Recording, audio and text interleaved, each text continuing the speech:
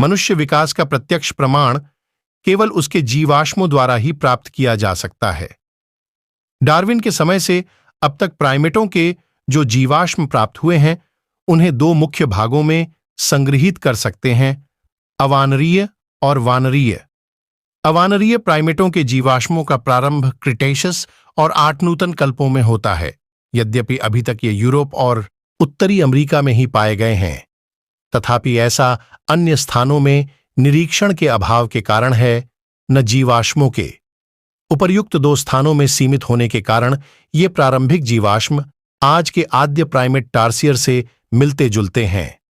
आदि नूतन कल्प के बाद प्राइमेटों का विकास पृथ्वी के 2 भागों में विभक्त हो गया। आदि नूतन कल्प के बाद प्राइमेटों का विकास पृथ्वी के 2 भागों में विभक्त हो गया। नवीन संसार उत्तरी और दक्षिणी अमेरिका में विकास प्लेटिरीन चिपटी नाक वाले अर्थात वानर, और प्राचीन संसार अफ्रीका और एशिया में कैटाराइन उभरी और निचले रंध्रयुक्त नाक वाले अर्थात मानवाकार कपी की दिशाओं में अग्रसर होने लगा।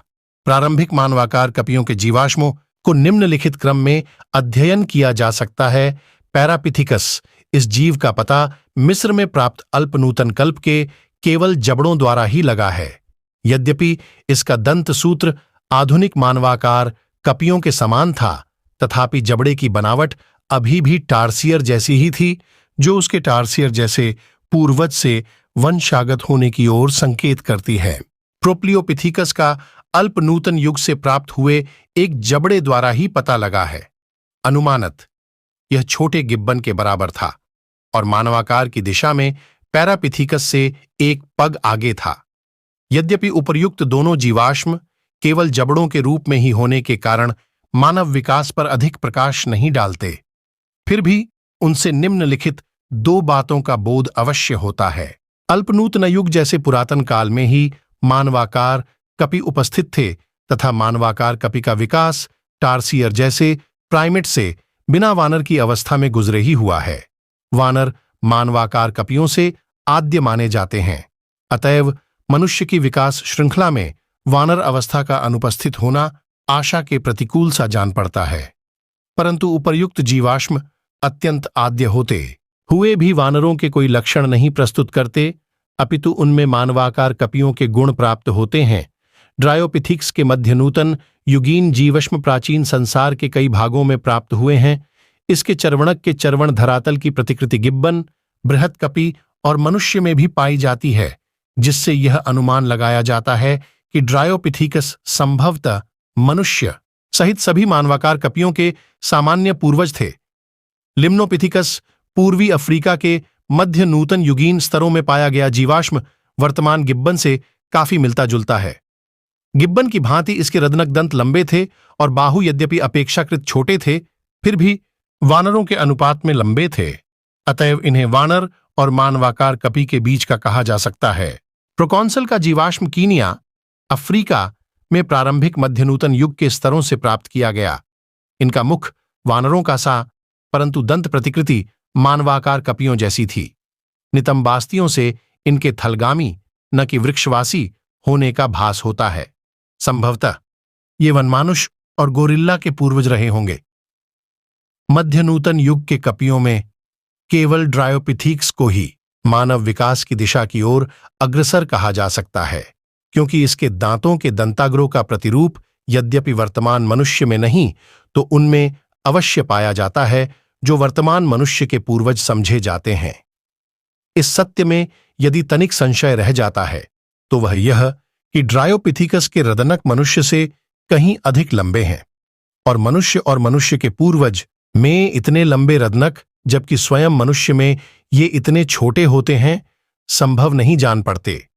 सच तो यह है कि मध्यनूतन युग के स्तरों में पाए जाने वाले सभी जीवाश्मों में रदनक लंबे, नुकीले और निकले हुए हैं, जो मानव विकास का लक्षण नहीं है। ओरियोपिथिक्स का जीवाश्म इटली में टस्कनी की कोयले की खानों के अतिनूतन युगीन स्तरों से प्राप्त किया गया। इसका छोटा मुंह, ह्रासमान रदनक तथा जबड़ों का आकार वानरों से दूर और मानवाकार कपियों के समीप था। अपने दांतों की बनावट में यह स्वयं मनुष्य के समान था। यद्यपि इसकी नितंबास्थियां वानर के समान थीं, तथापि मेरुदंड की अग्रिम कशेरुकाओं की बनावट से उसके खड़े होकर चलने का संकेत मिलता है। अतएव यदि उपर्युक्त अनुमान सही है तो हमें ओरियोपिथीक्स में नूतन जीव महाकल्प के प्रारंभिक मानव का प्रथम दर्शन मिलता है। ऑस्ट्रेलोपिथिक्स 1924 ईद्र में रेमंड डार्ट को दक्षिणी अफ्रीका के टॉग्स नामक स्थान से कई ऐसी खोपड़ियां प्राप्त हुईं जो मानवाकार थीं। डार्ट ने उन्हें ऑस्ट्रेलोपिथिक्स का नाम दिया। ऑस्ट्रेलोपिथिक्स का अर्थ है दक्षिण में पाया जाने वाला कपि, अतएव इसका ऑस्ट्रेलिया देश से कोई संबंध नहीं है। 1936 ईद्र में दक्षिणी अफ्रीका के ही स्टर्कफॉन्टीन नामक स्थान से रॉबर्ट ब्रूम ने ऑस्ट्रेलोपिथिक्स के अन्य जीवाश्म अत्यंत नूतन युग के स्तरों से प्राप्त किए। आद्य मानव के सभी जीवाश्म इसी युग से प्राप्त किए गए हैं, अतएव इसे मानव विकास का युग कहा जाता है।